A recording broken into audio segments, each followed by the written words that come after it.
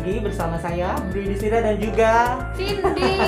tadi kita sudah bahas sampai nomor berapa ya? Nomor 5. Nomor siapa? Tahapan Pesan kelima. umum bisa seimbang poin ke-5.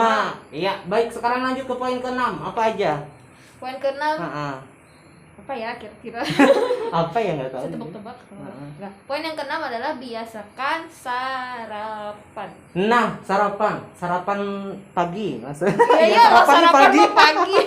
Iya, nah ini jadi masalah nih, apalagi kayak saya ya, sering lupa sarapan. Kenapa? Karena bangun tidurnya molor, telat gitu, melandau. Kalau bahasa Banjarnya itu melandau. Melandau itu bahasa Dayak. Oh, melandau itu bahasa Dayak ya, Bu.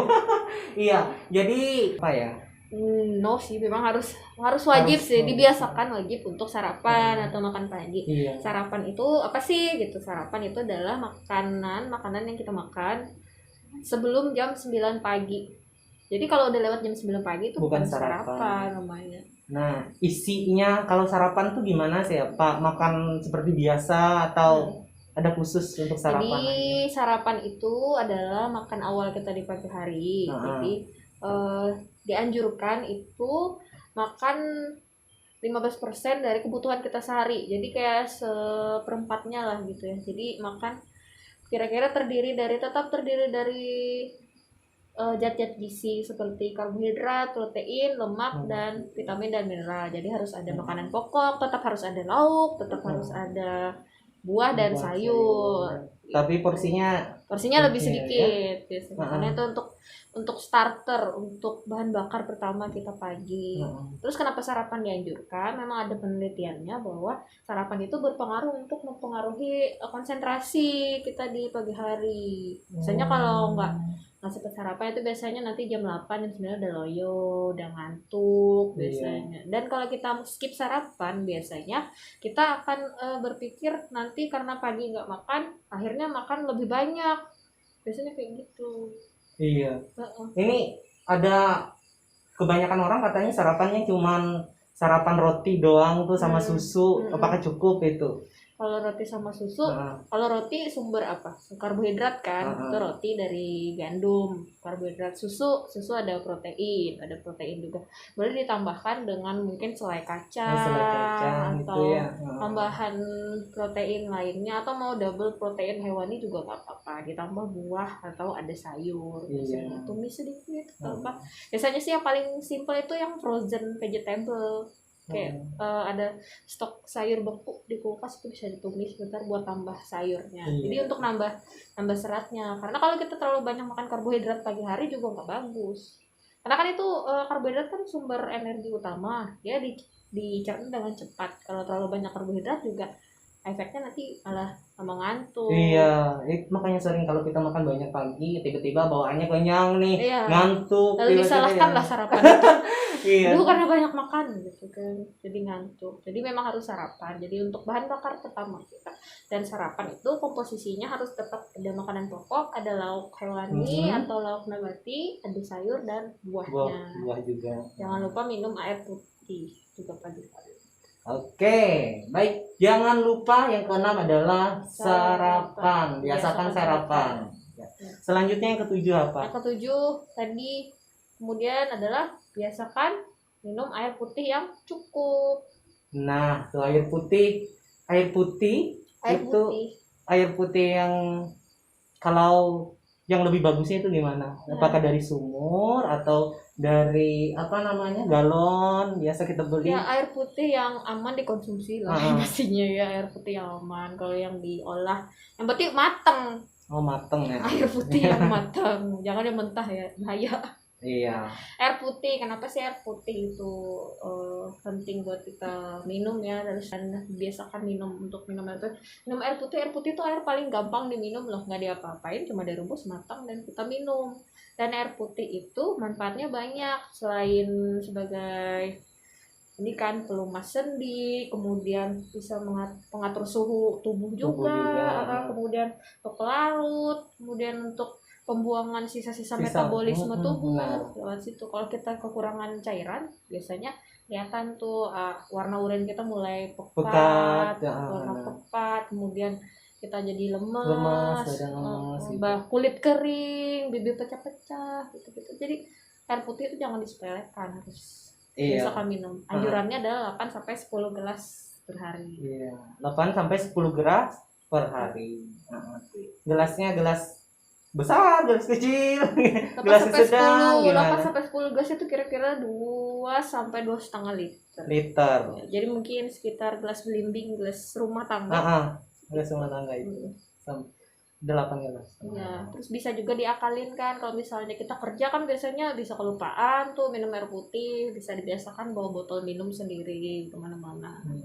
Jadi kita tetap ingat tuh minum air putih dan nggak kurang minum gitu. Apalagi untuk pekerja yang lebih sering duduk di kantor itu juga harus minum air putih. Iya, kalau diselingi nih, ada yang suka kopi, ada yang suka teh, itu gimana? Bagusnya berapa kali dalam sehari mereka minum kopi atau teh? Konsumsi teh dan kopi. Jadi konsumsi teh dan kopi boleh dikonsumsi maksimal 2 kali sehari. 2 kali sehari karena yang sebenarnya dibahayakan dari konsumsi teh dan kopinya itu sebenarnya bukan teh sama kopinya. Teh dan kopi itu aman asal tidak berlebihan diminumnya. Tapi kadang kalau kita bikin teh sama kopi itu ditambahin gula. Gulanya yang bermasalah bisa diatur di konsumsi gulanya. Boleh bisa diminum selang-seling kan minum air putih, tapi tetap minum air putih tadi anjurannya 8 sampai 10 gelas per hari. Ya. Itu, jadi yang ke-7 adalah minum air putih. Biasakan minum air putihnya teratur 8 sampai 10 gelas dalam satu hari. Iya, selanjutnya ke-8 ini apa nih? Yang ke-8 adalah biasakan membaca label pada kemasan pangan. Nah, itu yang sering lupa, apalagi belanja nih orang. Kita belanja di toko swalayan atau apa, itu langsung comot-comot aja kan? Iya, sok ambil. Jadi kenapa sih penting membaca label kemasan pada bahan pangan itu? Karena supaya kita bisa lihat kandungan komposisi bahan-bahan apa aja yang ada di dalam bahan-bahan yang kayak tadi ada yang tersembunyi apa? Ada tersembunyi, ada gula tersembunyi, ada garam tersembunyi di situ, ada lemak yang tersembunyi. Jadi kita bisa pantau juga. Oh, misalnya saya beli minuman instan, misalnya ada kopi instan, dilihat oh gulanya berapa nih di dalam sini, mungkin kandungan gulanya 10 gram, berarti tadi gula berapa? 50 gram kan sehari. Iya. Berarti kalau sudah saya minum ini 1 botol, minum ini nggak boleh lebih dari 5 botol dong, atau mau minum setengahnya aja. Jadi bisa kita lihat tuh komposisinya dari situ. Terus dilihat ada komposisi bahan-bahan atau zat-zat gizi apa yang kita perlukan dari makanan itu. Selain labelnya, kita harus juga lihat tanggal kadaluarsa. Itu jangan sampai lupa, itu penting. Jadi yang dilihat adalah komposisi pangannya, kemudian tanggal kadaluarsanya, kemudian juga bisa dilihat komposisi bahan pangan tersebut, apakah ada pemicu alergi atau enggak. Kan bahaya kalau kita tinggal beli-beli ternyata ada alergen di situ, ada yang alergi susu sapi, ada yang alergen sama kacang-kacangan, bisa di situ kan, karena kita nggak tahu, mungkin itu produknya, misalnya produk biskuit, ternyata ada alergen kacang di situ, kita nggak lihat, ternyata malah menimbulkan bahaya kepada konsumennya. Jadi harus tetap keamanan pangannya dijaga. Situ pentingnya baca label makanan. Yang ke-8 itu baca label makanannya kita beli ya. Selanjutnya ke-9 nih, ada menarik nih. 9 kita masuk ke pilar yang ketiga tadi ya. Jadi yang kedua tadi ya. Cuci tangan pakai sabun dengan air mengalir, itu poin yang ke-9. Perilaku hidup bersih dan sehat. Ya. Cuci tangan pakai sabun. Mungkin Kakak beri, ayo contohkan cuci tangan pakai sabun. Iya, ini menarik nih. Sebenarnya sudah diinformasikan dulu ya dari Kemenkes, kemudian dari kesehatan, dari juga puskesmas dan lain terkait dengan 6 langkah mencuci tangan. Ya, ternyata masa-masa COVID-19 atau pandemi COVID-19 ini malah menjadikan seluruh masyarakat lebih tahu, lebih sering cuci tangan. Ya, padahal jauh-jauh hari ini sudah semua pedoman kesehatan itu sudah ada. Tapi karena Mungkin ini efek positif, salah satu efek salah positifnya satu ya. efek positif dari adanya pandemi ini juga ya. Jadi masyarakat lebih sadar untuk Jaga perilaku kebersihan hidup, diri, jaga kebersihan diri. jadi mengutamakan kesehatannya. Ya ada enam langkah mencuci tangan. Alangkah lebih baiknya kita mencuci tangan itu menggunakan air mengalir. Ya, kenapa Cindy tahu? Karena apa, Bri?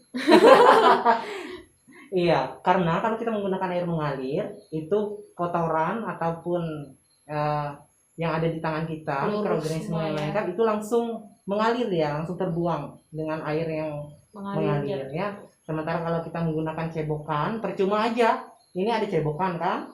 Percuma kalau misalkan kita masukkan tangan kita ke situ, otomatis kuman mikroorganisme masih campur di situ-situ aja gitu. Kapannya seperti itu. Nah, kenapa lebih baik air mengalir daripada apa? Ada juga kan hand sanitizer dan lain-lain.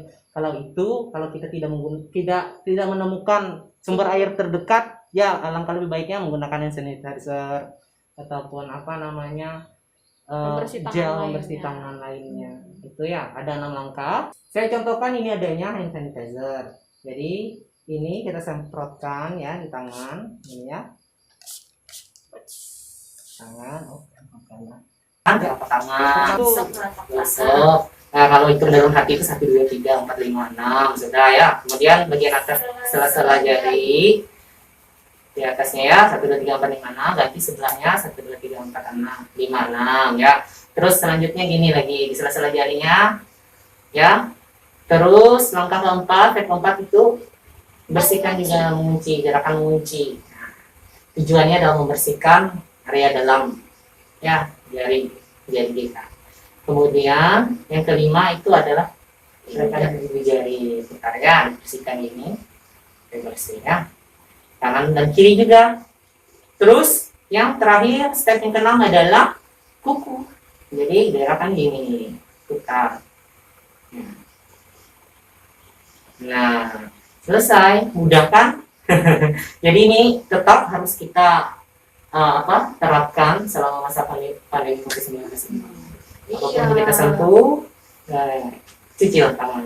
Ya, sebelum makan, selama megang benda-benda di tempat umum. Apalagi sekarang kan kita nggak tahu-tahunya namanya virus ini kan menularnya lewat droplet, kita nggak tahu droplet. Iya, kita nggak bisa lihat droplet. Nggak bisa lihat droplet itu di mana. Jadi harus biasakan cuci tangan. Sama jangan suka cek mata, kemudian masker dan lain dipegang, jangan ya. Biasanya.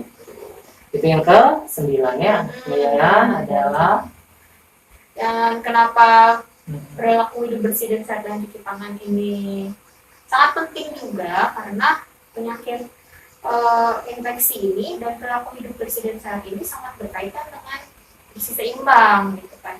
Karena dengan melakukan perilaku hidup bersih dan sehat itu kita mengurangi potensi keterpaparan kita terhadap sumber infeksi.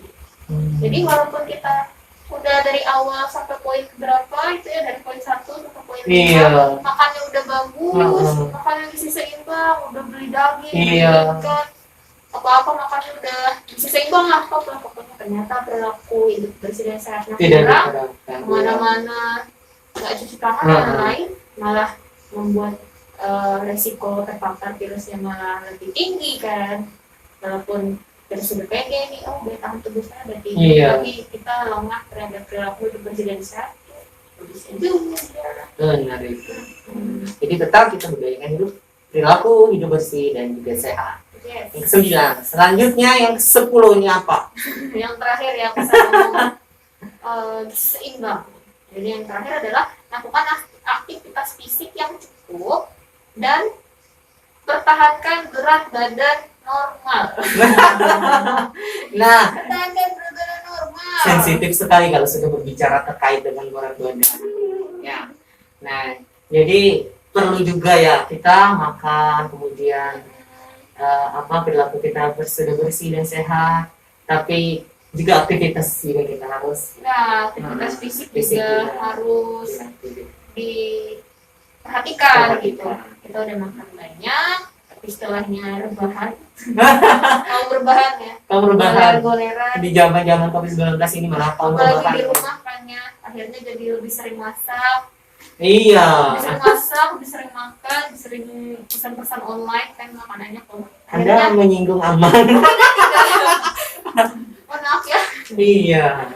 Akhirnya jadi rasanya sih apalagi di rumah kan sering pakai baju rumahan kan ya. Kalau pakai baju rumahan itu kita nggak berasa nih berat badan kita naik. Iya. Karena bajunya kan longgar-longgar. Tapi kalau udah keluar pakai celana jeans, nggak muat. Jadi salah satu indikator melihat status gizi atau melihat asupan kita sudah seimbang atau tidak itu adalah berat badan. Jadi berat badan normal terus dipantau. Tahunya berat badan normal dari mana? Ada rumusnya. Jadi tinggi badan dikurangi dengan 100, kemudian dikurangi 10%-nya dari pengurangan itu. Jadi misalnya tinggi badannya beri berapa? Tinggi badan 167. 167, kemudian dikurang 100 jadinya 67. Kemudian dikurangi 10% dari 67, berarti 6,7. Berarti berapa tuh? Berapa kilo tuh? 50 berapa ya? TikTok. Ayo kita pakai kalkulator dulu. Kalkulator dulu Iya. semuanya. Ayo kita buka kalkulator. Gak apa-apa, ini namanya teknologi harus dimanfaatkan. Benar. Pintar. 67 dikurang 6,7. 60,3 kilo. 60,3 kilo seharusnya ya. Sekarang berat badan saya 68. Nah, jadi ada lebihan. Iya, mau 70 ya. Ya Allah. Dia agak lebihan ya berat badannya. Kemudian dipantau juga dengan indeks massa tubuh. Jadi indeks massa tubuh, rumusnya berat badan dibagi tinggi badan dalam meter. Nilai normalnya untuk orang Indonesia adalah 18,5 sampai dengan 25 kg per meter kuadrat. Jadi itu kategori indeks massa tubuh yang dikatakan normal untuk orang Indonesia ya. Jadi harus dipantau nih IMT kita tuh masih di situ, kurang atau lebih dari situ. Karena kalau kita berat badan kita kurang, otomatis IMT kita turun. IMT yang kurang, orang dengan status gizi kurang, itu juga meningkatkan resiko penyakit infeksi, terpapar penyakit infeksi. Jadi daya tahannya turun nih, jadi lebih cepat kena penyakit infeksi. Jadi takutnya ketika asupan kita kurang, berat badan kita semakin turun, kemudian lebih mudah nih terpapar, apalagi ada virus sekarang kan, jadinya orang jadi malas-malas makan. Karena kalau ditambah lagi kalau orang terkena penyakit infeksi itu biasanya nafsu makannya akan turun. Jadi mual, muntah, kemudian karena nafsu makannya turun, akhirnya semua cadangan energinya dipecah. Turunlah berat badannya, bukan penurunan berat badan yang diharapkan, malah jadinya penurunan berat badan karena sakit itu tadi. Iya, itu untuk yang berat badannya kurang. Gimana untuk berat badannya lebih? Terus mikirnya gini, kan ada nggak apa-apa dong berat badannya lebih, pas dia sakit kan berat badannya turun menuju berat badan normal dong. Nggak juga, karena ini penurunan berat badan yang tidak diharapkan tadi. Karena seorang dengan berat badan yang berlebih pun itu malah meningkatkan resiko dia terkena penyakit tidak menular. Sedangkan kita tahu penyakit tidak menular sekarang adalah sebagai komorbid paling bahaya daripada COVID. Karena orang yang punya komorbid atau penyakit penyerta itu jika dia terinfeksi terinfeksi COVID-19, resiko meninggal dunianya malah lebih. Iya, karena diperberat dengan penyakit. Jadi memang harus menjaga berat badan dengan melakukan pesan 1 sampai 9. Ditutuplah dengan menjaga berat badan dengan aktivitas fisik. Jadi aktivitas fisik apa sih yang bisa kita lakukan sekarang di masa ini kan? Di masa pandemi COVID ini mungkin ke tempat nge-gym agak susah sekarang mau nge-gym, dan ke tempat nge-gym juga perlu biaya banyak kan. Jadi ada hal-hal aktivitas fisik lain yang bisa kita lakukan di rumah. Misalnya sekarang ada teknologi kan, internet, bisa lihat video olahraga. Jadi manfaatkan waktu yang ada. Jadi misalnya punya waktu 10 menit, pakailah 10 menit itu untuk berolahraga. Tapi memang disarankan satu hari itu minimal 30 menit per hari untuk aktivitas fisik. kalau memang ada yang punya waktu ya, mungkin ada yang sibuk kerja dan waktunya sangat sedikit untuk melakukan aktivitas atau olahraga ringan, bisa juga dimanfaatkan tempat-tempat di kantor, misalnya ada tangga atau di kantor ada lift, pilihlah naik tangga, naik turun tangga, atau jalan kaki lah, misalnya parkir motor di mana, ruangannya di mana. Coba lo parkir motor agak jauh sekali, jalan kakinya lebih jauh. Jalan kakinya lebih jauh. Iya, jadi kita nggak males gitu. Itu olahraga paling paling simpel jalan kaki. Tapi kalau kita sudah duduk lama di kantor, misalnya kita sudah duduk 1 jam, usahakan jalan kaki 10 menit. Mudah mandir aja ya. Iya, udah Pak, ya. mandir aja, 10 menit jalan balik lagi. Karena kita kalau terlalu lama duduk juga kadang akan muncul lain-lain. Dan kalau terlalu lama duduk kita cenderung mencari makanan. Iya benar. Kita cenderung mencari hal yang mau dimakan, itu malah bisa bikin asupan kita berlebih. Ke jalan di rumah juga bisa. Ringan kita kan dengan bersih rumah, menyapu dan lain. Cuci dan lain-lain. Nah, bagusnya atau idealnya kita cek berat badan itu per berapa hari atau setiap hari atau 1 minggu lah gitu. Kalau perubahan berat badan biasanya bisa kelihatan itu per 2 minggu. Oh, per 2 minggu. 2 minggu sekali lah cek berat badan. Kalau tiap hari kayaknya akan stres ya. Dulu naik, besok lagi dulu naik, lagi turun berat badan. Itu pun bukan karena turun berat badan, karena kita biasanya ada tuh timbang nanti jam 1 siang ya timbang. Aduh beratku naik, mungkin udah makan siang, nanti dia sore. Beratku turun tadi segini, padahal itu air loh yang hilang. Iya, kemungkinan naik kandungan air di Air tubuh. hilang, karena berapa persen dari tubuh ini kan Air. Isinya air. Jadi ya paling ideal itu mau timbang berat badan itu adalah pagi hari setelah buang air kecil. Gitu. Kalau bisa, kalau memang punya timbangan berat badan, jadi bangun tidur buang air kecil Timbang. Nah gitu. Seminggu sekali atau 2 minggu sekali. Seminggu sekali atau 2 minggu sekali setelah kita bangun pagi dan setelah buang air kecil. Ya. Kemudian timbang langsung. Nah, itu berat badan bersih. Nah, itu berat badan. Karena kita belum ada makan sama sekali, cairan itu sudah kita buang, kita keluarkan. Tapi kalau mau timbang lagi yang lebih spesifik, mau ada masa otot, masa lemak, kita ada timbangannya sendiri. Mau lihat sampai ke situ. Itulah tadi 10 pesan umum gizi seimbang. Iya, poin Banyaknya. 1 sampai dengan poin 10. Iya. Yang paling saya sampai otak ini adalah poin 1. Apa-apa kita harus bersyukur. Nikmati dan syukuri. Apapun yang sudah ada. Sudah ada tersedia, mari kita manfaatkan dengan baik. Makanan dan pangan yang sudah ada.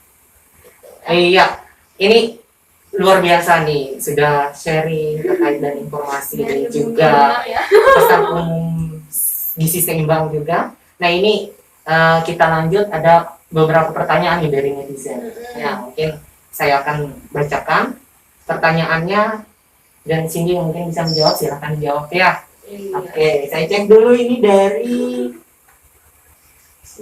siapa ya? Kita cek dulu Semoga ini. jawabannya memuaskan.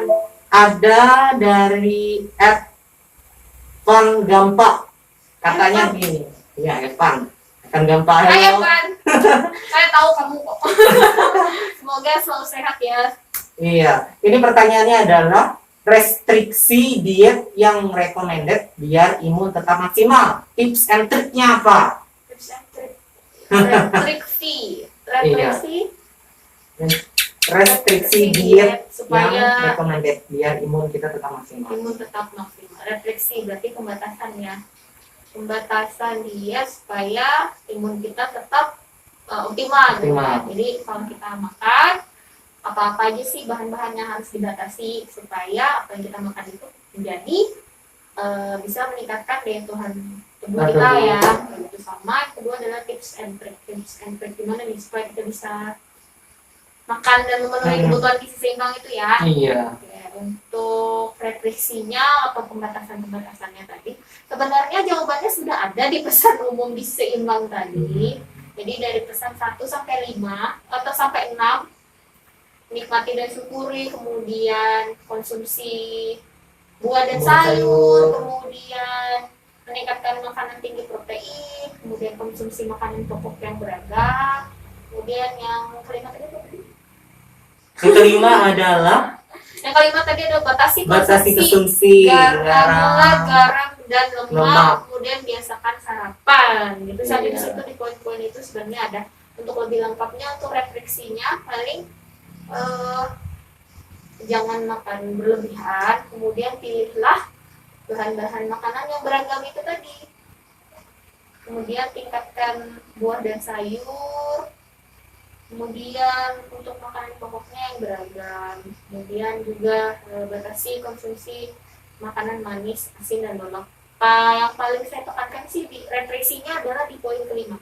poin kelima Ya, batasi asupan makanan Asam manis, dan asin dan berlemak. berlemak. Karena jika 3 poin itu berlebih, biasanya akan terjadi ketidakseimbangan metabolisme gitu. Kalau gula kita berlebih, biasanya nanti insulin kita akan lebih tinggi. Iya, lebih tinggi. Nah, ada penelitian kalau nggak salah kalau insulin kita tinggi itu malah memperlambat atau menekan fungsi imun. Iya, Jadi fungsi makanya imun. orang-orang diabetes itu lebih cepat terkena Rentan. terkena penyakit infeksi. Iya. Karena itu tadi kandungan gula yang tinggi dalam darah itu malah menghambat kerja si imun kita. Jadi dia kayak si imun ini tuh kayak kacau gitu, bingung dia menangkap sinyal apa ini, gula ini apa sih gitu. Iya. Nah, Kemudian kalau untuk garam lain-lain nanti mempengaruhi tekanan darah dan lain, untuk lemak juga. Dan kenapa konsumsi lemak tinggi itu dibatasi, harus dijaga karena lemak yang tinggi dalam tubuh itu malah menimbulkan respon inflamasi dalam tubuh. Jadi akhirnya kita seperti apa ya, lebih rentan juga terkena penyakit infeksi. Kalau ini ada lemak yang berlebih dalam tubuh, jadinya respon inflamasi tubuhnya malah meningkat, jadinya daya tahan tubuh kita juga jadinya menurun. Jadi kita udah daya tahan tubuh kita nggak maksimal nih jadinya. Jadi poin yang harus dibatasi itu adalah makanan manis, asin, dan yang berlemak. berlemak. Untuk poin 2 sampai yang keempat, buah-buahan, kemudian makanan pokok, sayuran, kemudian untuk protein itu bisa dikonsumsi sesuai dengan anjuran. Oke, belum. Tips and trick. Tips and trick buat supaya kita bisa menerapkan gizi seimbang ya di rumah dan sekarang ini. Ini untuk menjawab pertanyaan Evan juga dan sekaligus untuk teman-teman yang nonton juga. Jadi kalau dari saya, tips and triknya selama pandemi ini supaya kita bisa tetap menjalankan atau menyiapkan makanan dengan gizi seimbang, ada 4 poin yang saya ini kan. Yang pertama adalah persiapkan bahan makanan sebaik mungkin. Jadi kita harus prepare gitu, harus persiapkan makanan sebaik mungkin dari kualitas, kuantitas, dan harus disesuaikan dengan budget yang ada.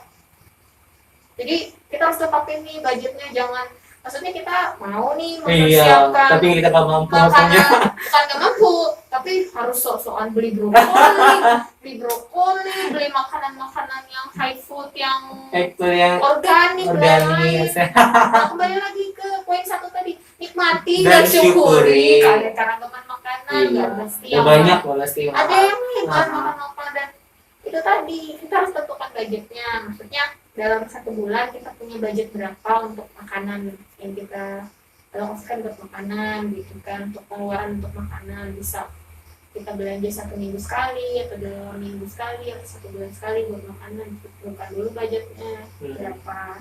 Kemudian yang tadi utamakan penggunaan bahan makanan lokal. Jadi bahan makanan yang tersedia di daerah masing-masing dan yang ada tersedia dan yang nggak susah dicari. Itu harus dipersiapkan sebaik mungkin. Jadi kemudian selanjutnya adalah beli bahan makanan yang beragam. Yang beragam itu tadi, beragam itu dari definisinya, ada yang dibeli adalah sumber karbohidrat, protein, sumber vitamin dan mineral, sumber lemak.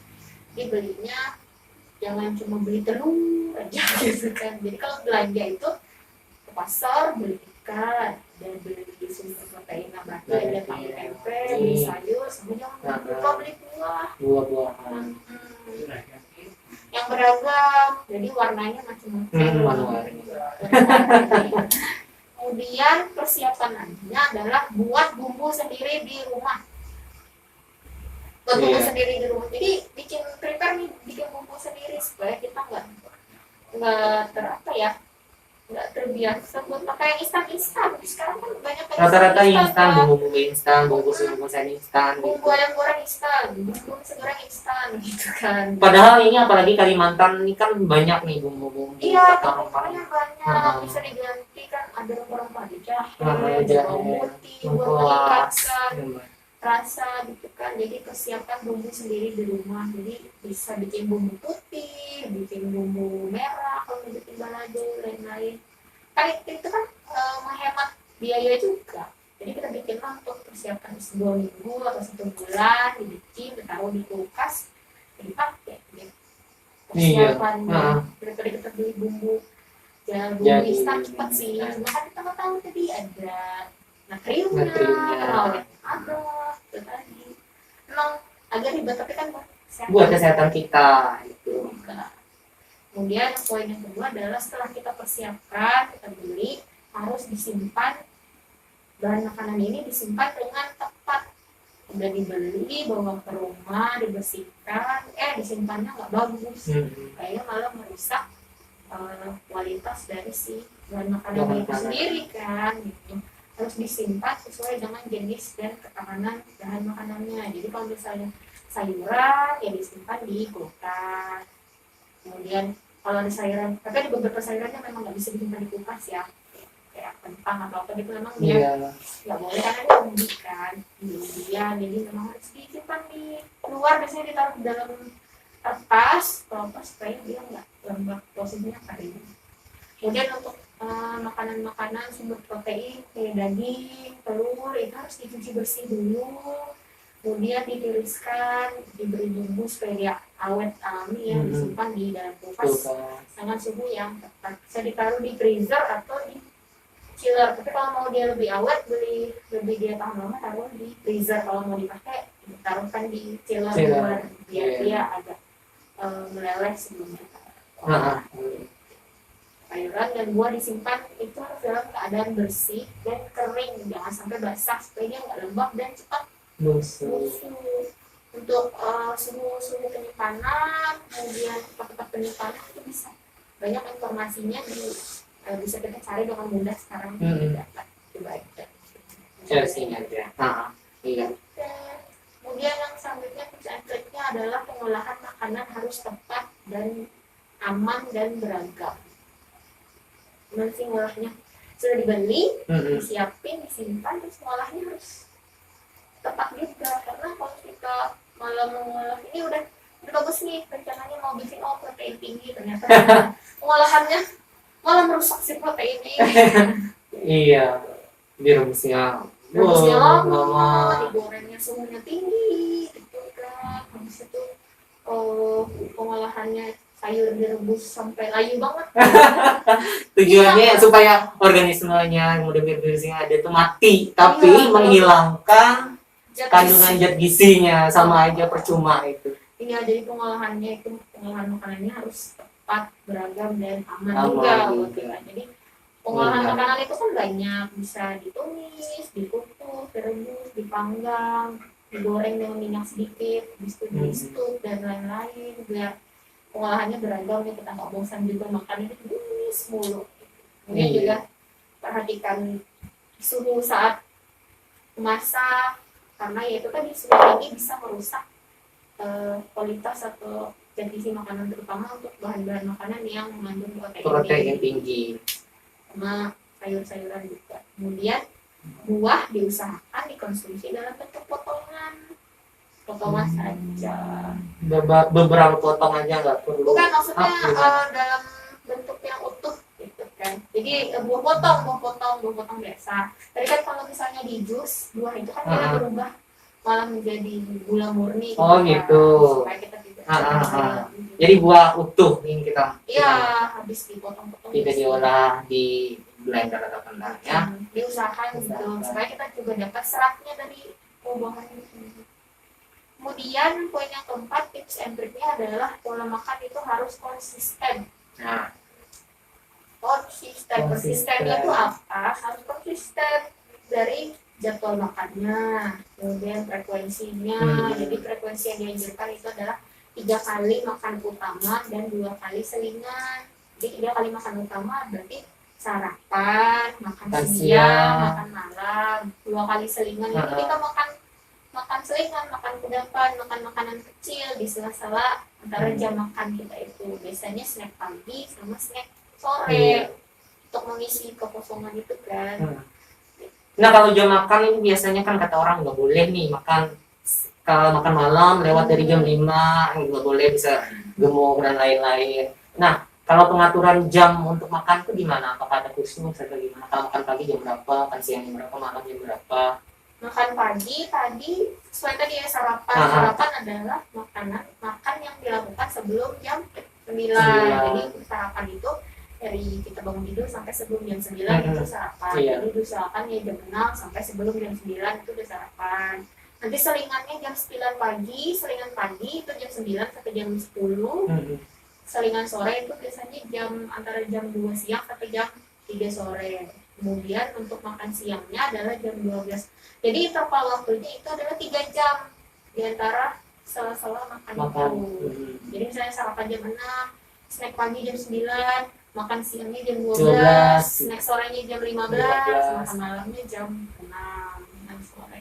Jadi interval waktunya di situ. Nah itu tadi kalau dilarang makan lewat dari jam sekian gitu kan.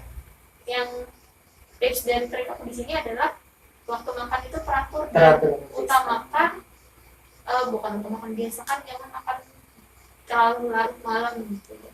Biasanya kan ada yang lapar mau makan tengah malam. Saya juga pernah kayak gitu, aku rasa lapar mau makan lagi. Cuma memang disarankan untuk tidak makan saat larut malam karena waktu kita makan saat larut malam itu kan setelahnya kita akan bawa tidur tuh. Walaupun kita tidur, tubuh kita tuh tetap mencerna makanan itu, tetap mencerna karbohidrat, tetap mencerna protein, tetap mencerna lemak. Nah kalau kita bawa tidur itu takutnya proses pencernaan itu malah tidak membuat tubuh kita istirahat dan energi yang dihasilkan itu pun malah jadi tidak terpakai karena kita tidak beraktivitas. Iya, tidak beraktivitas, paling dipakai untuk metabolisme basal, jadi untuk kita bernapas, untuk organ-organ dalam bekerja, dan kelebihannya yang disimpan. Akhirnya karena itu energi yang masuk tidak sesuai dengan energi yang keluar, akhirnya malah bisa itu tadi berat badan naik. Kayak emang. Jadi kalau konsumsi energinya nggak pas saat itu, sudah seharian dia sudah energinya sudah banyak, makannya sudah berlebih, tambah lagi makan larut malam, ternyata itu udah excess nih, udah over feeding, over energi yang harusnya diperlukan sehari gitu. Iya benar. Kemudian tips and trick dari kalau aku pribadi ya, biasanya aku kalau di rumah itu adalah nyetok sumber makanan tinggi protein. Jadi kalau sekarang itu aku seringnya nyetok telur ayam. Itu telur ayam paling enak dicari, paling murah. Beli aja 1 tabak di pasar. Kemudian susu kan enak tuh tadi. Kalau susu ini ada yang katanya full cream, ada yang ada yang apa lagi yang lainnya? Ada yang low fat, ada kalsium. Itu bedanya itu di mana sih? Sesuai dengan kebutuhan sih kalau susu. Kalau misalnya mau full cream itu biasanya dia agak tinggi lemak. Kemudian kalau yang low fat dia rendah. Ini ada yang tinggi kalsium. Boleh dikonsumsi susu apapun sesuai selera aja dan memperhatikan faktor-faktor lain. Kalau memang dia intoleran susu, nggak bisa susu dari susu sapi, boleh diganti susu soya. Itu aja cuma buat menambah sumber protein hewani kita. Kalau masih susu nggak apa-apa. Cuma kalau aku pribadi yang biasanya untuk kalau proteinnya aku biasanya stok telur sama susu UHT yang full cream, yang plain biasanya, jadi yang nggak terlalu manis. Kemudian untuk sayurnya biasanya stoknya sayur segar, beli di warung atau toko dari Sayur. pasar, toko kios sayur yang kecil. Kalau mau lebih bagusnya sayuran segar, tapi kalau mau stok yang beku juga boleh, yang frozen vegetable itu ya, yang ada isinya ada wortel, ada buncis, ada kacang polong, itu bisa juga. Pokoknya yang disimpan di kulkas supaya kalau kita misalnya mau sarapan nggak ada sayur pagi-pagi nggak sempat itu kan bisa dijadikan alternatif.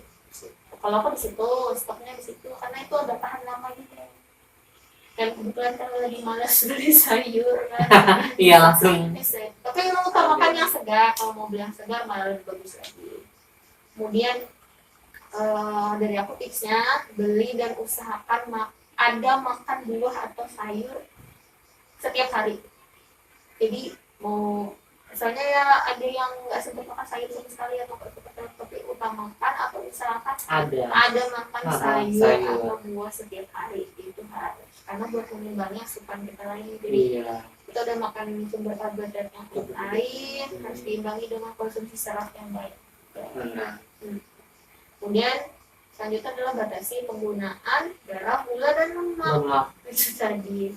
Kebetulan karena aku tidak suka makanan manis, jadi memang aku nggak terlalu sering ya makan makanan manis. Itu paling air putih, paling kalau di rumah aja. Paling minumnya itu air putih paling sering saya air putih. Dan sejak kapan aku udah mulai mengurangi tidak konsumsi kopi, tidak konsumsi teh, dan tidak minum minuman soda. Luar biasa. Berasa sih efeknya. Dulu aku suka banget sama minuman bersoda merek gitu. Iya. Suka apa kalau sudah musim hari raya kan aku selalu minumnya gitu. Tapi ternyata dulu berat badanku sempat naik dan itu luar biasa berat badanku. Dan sejak kapan gitu aku mulai berhenti minum itu. Berasa sih perubahannya. Iya, saya lihat memang perubahannya beda sih. Sudah mulai ramping. Mulai ringan.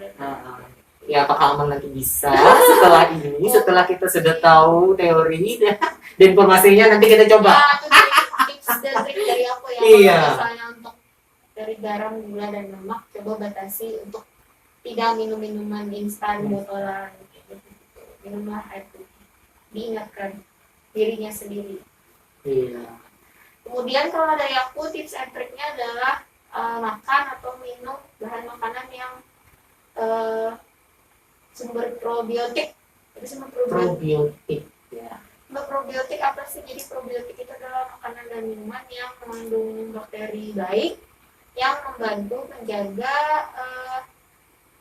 menjaga sistem pencernaan kita tetap baik gitu. Jadi karena nggak tahu ya kalau aku tuh rasanya kalau sakit lebih cepat itu sakit dan lemes kalau sistem pencernaan itu terganggu. Jadi aku biasakan untuk minum minuman probiotik kayak yogurt atau yang merek Yakult itu ya, minum itu supaya pencernaan kita juga baik, membantu metabolisme pencernaan kita. Dan kalau nggak salah ada suatu penelitian yang nyebutin juga kalau probiotik itu juga bisa membantu meningkatkan daya tahan tubuh karena dia membantu di metabolisme pencernaan kita. Jadi kalau aku dari situ tipsnya tuh. Tapi kan ada juga orang yang nggak suka probiotik ya, bisa di skip, bisa diapa. Probiotik juga ada di makanan-makanan yang berfermentasi, jadi kayak tempe juga ada probiotik. Gitu. Kemudian kalau dari aku tips and tricksnya selanjutnya adalah mengontrol diri sendiri. Mengontrol diri sendiri. Jadi harus menyadarkan diri sendiri. Oh ini aku mau makan ini, mau makan itu. Kadang itu kan ada tuh rasa kalap sendiri gitu ya. Jadi supaya nggak kalap makan, nggak makan berlebihan dan jajan yang berlebihan. Jadi memang harus main kontrol dari diri sendiri. Jadi kalau misalnya hari ini sudah tadi pagi yang sudah minum es 1 gelas, udah beli ini 1 gelas. Tapi siang nanti biasanya sih ada sih hasratnya mau beli lagi, apalagi kalau itu enak kan. Saya beberapa minggu ini tuh apalagi tergoda rajinan beli minuman manis gitu. Iya. 1 hari bisa 2 kali ya. pagi ini dibawa ke rumah kan, jadi harus dikontrol. Jadi kalau lewat situ usahakan jangan lewat Iya, tempat jangan yang lewat tempat. mengundang orang membeli itu. Udah diri. Kemudian kalau tips dan trik dari aku tadi ada yang aktivitas di tempat kerja. Aku biasanya kalau sebelum lama biasanya jalan-jalan. Lagi di rumah sakit kan Iya. jadi aku jalan-jalan. Bisa jalan cepat, kemudian lambat, jalan cepat. Kemudian yang kedelapan, tips and trick yang dari apa adalah cheating day. Jadi cheating day itu apa? Cheating day itu adalah berilah dirimu satu hari untuk makan apapun yang kamu suka. Iya, kesempatan. Jadi udah dibatasin, jangan dong ya, dikasihlah bahagian untuk dirinya satu hari. Jadi bisa lah makan makanan kesukaannya satu hari, tapi kemudian kan Besoknya lagi kantor. jadi makanya jangan kalap juga lah, mungkin satu hari makan mie instan 3 bungkus ya Pak, juga berilah diri untuk ya cheating day lah, di satu hari itu makan makanannya yang kita mau. ya udah kita batasi berapa hari, tapi dengan jumlah yang tepat juga, nggak yang berlebih. Itu dari aku. Kalau gimana Bri? Kalau aku masih belum, karena ini masih belum terkontrol. Jadi kalau aku sih dulunya mikirnya gini, oh ya udah nih. Dulu kan aku kurus sekali itu. Nah, dulu kurus, udah pede nih dengan kurus kering. Terus ya makan aja apa yang udah Mau dimakan. berisi ya. Iya mau berisi. Sekarang tiba-tiba berisinya berlebihan. Nah setelah kita tahu nantinya tentang gizi seimbang ini, harapannya ya kemudian bisa mengontrol dari tips dan triknya itu dari bagian Cindy tadi ya. Semoga tips and tricksnya. Tapi bisa berbeda untuk tiap-tiap orang bagaimana cara. Cuma tadi tetap ikuti konsep pedoman atau pesan umum gizi seimbangnya. Dari poin 1 sampai poin 10. Ya. Paling saya ingat adalah poin 1. Mati dan syukuri. Yes. Ya, baik Pak Iris sama dia, tadi kita sudah tahu, sudah diinformasikan terkait dengan pedoman tentang gizi seimbang. Ya, selanjutnya nih saya mau tanya di sini. Ini kan saya kan hobinya kadang-kadang tuh suka masak, kalau di rumah bete masak-masak gitu.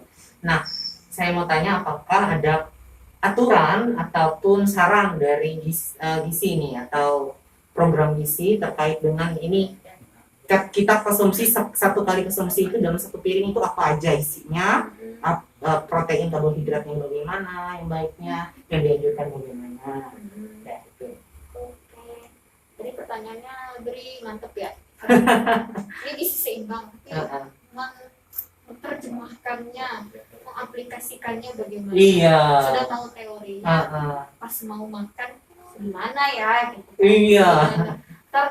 Oh ini ada sumber protein, oh ini ada makanan pokok, diambil aja udah, tapi nggak tahu jumlahnya. Iya, berapa jumlahnya ya, berapa ada ya, jumlahnya tadi. Nah, untuk itu dari Kementerian Kesehatan lewat Direktorat Gizi Masyarakat juga sudah mengeluarkan pedoman sama pedoman apa ya, konsep pola makan dengan konsep isi piringku. Jadi itu adalah pedoman atau petunjuk berapa sih jumlah porsi yang harus kita makan dalam satu kali makan. Dengan displaynya itu adalah gambar isi piringku. Jadi itu ada pembagiannya, jumlah makanan pokoknya berapa, jumlah protein hewaninya berapa, protein nabatinya berapa, kemudian sayurannya berapa banyak, buahnya berapa banyak. Itu ada nanti ditampilkan beri gambarnya ya, isi piringnya seperti apa dan pembagian jumlahnya kayak gimana. Nah tadi biasanya Bri ini ya dia cara ini dia masak loh, masak dan mencoba mempraktekkan pembagian makanannya itu seperti apa. Iya. Jadi ada bahan makanan yang di dapur, nah dicoba tuh didisplaykan gimana sih satu kali makan yang sesuai gizi seimbang itu. Tuh ya, jadi kita memanfaatkan bahan makanan yang ada. Syukuri dan nikmati apa yang ada di dapur. Ya. Ya tadi saya coba masak sambil saya tanya nih sih. Oh gimana sih gizi seimbang satu piring untuk saya makan itu, makan pagi, makan siang, makan malam itu gimana? Iya mungkin di sini tahu ini ada beberapa contohnya. Saya buatnya gini ya, kalau mau dilihat ini. Tuh, ada ikan, ada sayur, ada nasi, ada buahnya juga. Mantep deh, ini di rumahnya ada semua. Iya. Ini gimana sih aturannya? Nasi itu harusnya berapa? Berapa banyak? Nasi itu makanan pokok ya. Ah, Jadi ada di makanan pembagian gambarnya adalah makanan pokok. Jadi ini misalnya mana ya, piringnya tadi kan, ini gimana ya? Piringnya ini piring bulat ini dibagi dua lah. Dibagi dua. Seberapa banyak nasinya? Nasinya adalah 2/3 dari setengah piring ini.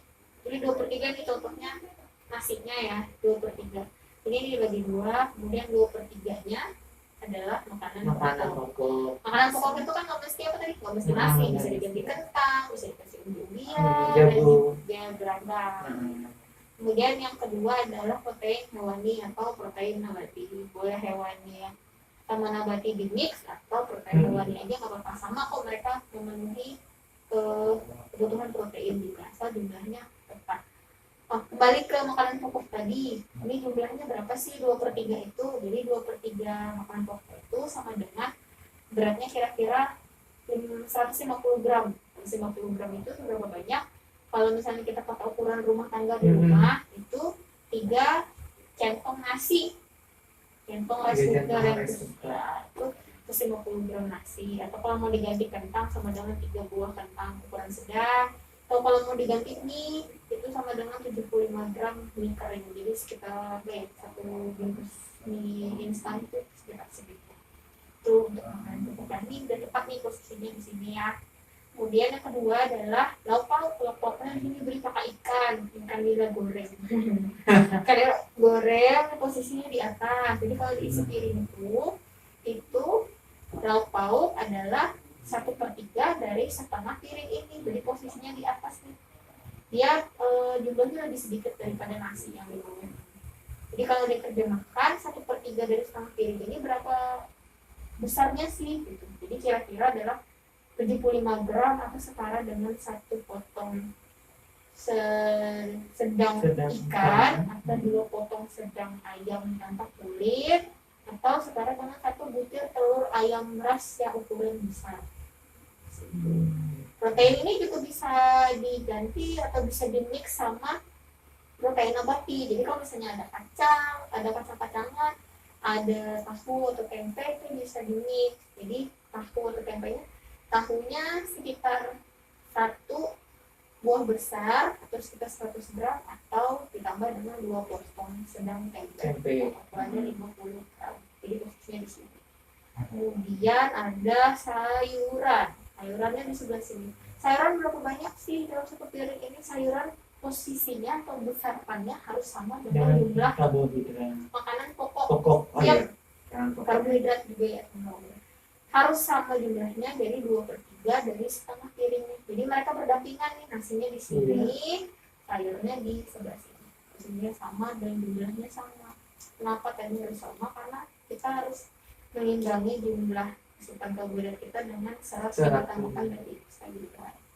Kemudian yang terakhir adalah buah-buahan. Buah-buahan jumlahnya sama seperti protein, sama seperti lauk pauk. Jadi adalah 1/3 dari setengah piring ini. Jadi posisinya di atas berdampingan dengan lauk pauk di atas. Jadi kalau diterjemahkan itu berapa banyak sih buah ini kita konsumsi, yaitu sekitar kalau mau pakai buah pepaya itu sekitar 2 potong buah pepaya itu 150 gramnya. Kalau mau diganti sama buah jeruk nih, buah jeruk 2 buahnya. 2 buah. Ya, 2 buah ukuran sedang. Atau mau kasih. Beri tadi suka buah pisang. Iya. Pakai buah pisang ambon 1 buah pisang ambon sedang. Ukuran sedang. 1 kali makan ya. Ingat 1 kali makan. 1 kali makan segini nih contohnya gitu. Oh ya tadi lupa. Berapa gram sih si sayur itu 1 kali makan itu 100 gram. 100 gram. Ya, 100 gram. Itu dan ada 3 poin tambahan di pesan atau konsep makan isi piringku ini. Yang pertama tadi ditambahkan poin perilaku hidup bersih dan sehat. Jangan lupa cuci tangan pakai sabun sebelum sesudah makan. Kemudian minum air putih 8 sampai 10 10 gelas gelas per hari. Kemudian ditambah dengan Aktivitas aktivitas fisik. fisik 30 menit per hari. Karena kita sudah makan ini, kita harus mengimbangi apa yang kita masukkan dengan apa yang kita keluarkan. Keluarkan. Semoga kelihatan ya ini displaynya. Bagus banget yang displaynya, Bri. Nanti saya tampilkan lagi. Saya masakannya. Gitu. Ya. Wah, banyak ya yang kita bahas. Banyak ya dari tentang gizi seimbang. Ya, gizi. Banyak rame nih bahasnya. Ntar ada yang nanya, kalau aku mau diet bagaimana nanti ya? Iya, mungkin selanjutnya aja ya.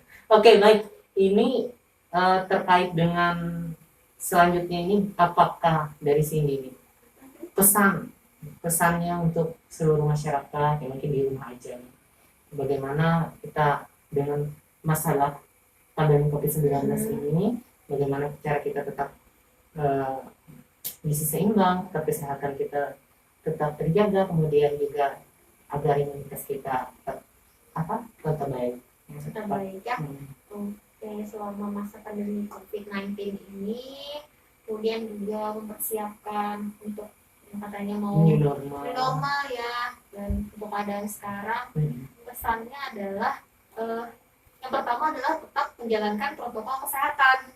Itu tadi yang utama, kita harus mengikuti anjuran pemerintah, tetap mengutamakan protokol kesehatan, harus tetap pakai masker, kemudian sering cuci tangan, kemudian tadi salah satunya adalah menjalankan prinsip gizi seimbang.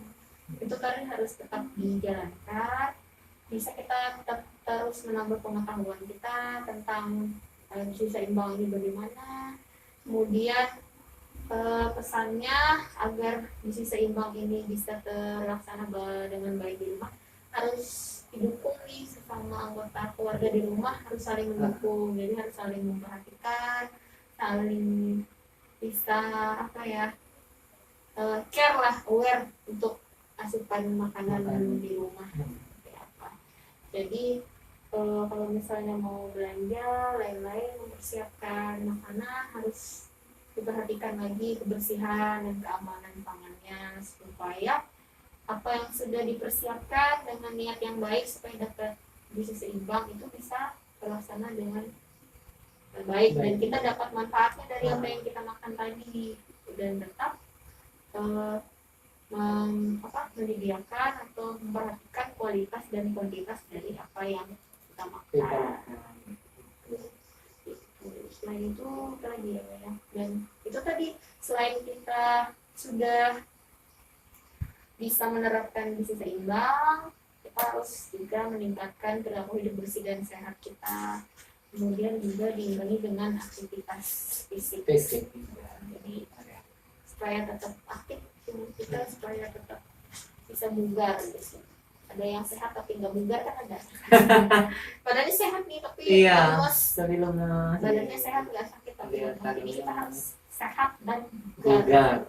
Bugar itu gimana sih? Kalau kita udah jalan kaki, udah kerja berapa jam gitu, tapi tetap semangat, kelihatan semangat, fit gitu. Jadi nggak loyo. Iya. Dari Dri juga gimana nih pesannya? Iya, kalau dari saya seperti pedoman awal tadi, ingat poin pertama, nikmati dan syukuri. Dan apapun yang kita miliki, kita harus, dan dalam setiap aktivitas dan lain tetap harus bahagia. Karena kunci utama adalah kalau kita stres, otomatis itu imunitas kita akan turun ya. Jadi tetap aja apapun kondisinya, poin pertama nikmati dan syukuri dan tetap bahagia. Oke, baik. Ini terima kasih nih, kita sudah bincang-bincang dari awal sampai akhir, panjang lebar ya, dari poin 1 sampai poin 10. Terima kasih banyak Cindy udah share pada kita semua ya. Harapannya ini bermanfaatnya bagi saya pribadi, kemudian bagi seluruh teman-teman dan rekan di luar sana. Amin. Ya. Semoga informasinya bermanfaat. Mohon maaf jika ada informasi yang keliru atau ada yang salah. Nanti bisa teman-teman komen. Iya, nanti di bawah komen ya. kalau masih Kalau ada tips and trick Iya. atau ada keliruan informasi dan lain sebagainya. benar. Kita sama-sama belajar dan berbagi. Jadi selama COVID-19 ini tetap harus semangat. Iya, tetap bekerja, tetap semangat, Kita bekerja, tetap semangat. berdoa dan beribadah. Oke. Semoga sehat selalu semuanya dan kita bisa segera melewati pandemi ini sampai akhir. Amin. Terima kasih Ninggi. Ya, selamat Terima kasih sudah menonton. Jangan lupa like dan subscribe. Jangan lupa like, subscribe. Iya, dan follow juga sih di Instagram. Terima kasih. Gitu lagi. Oke, sampaikan sampai jumpa. Netizen. Bye-bye.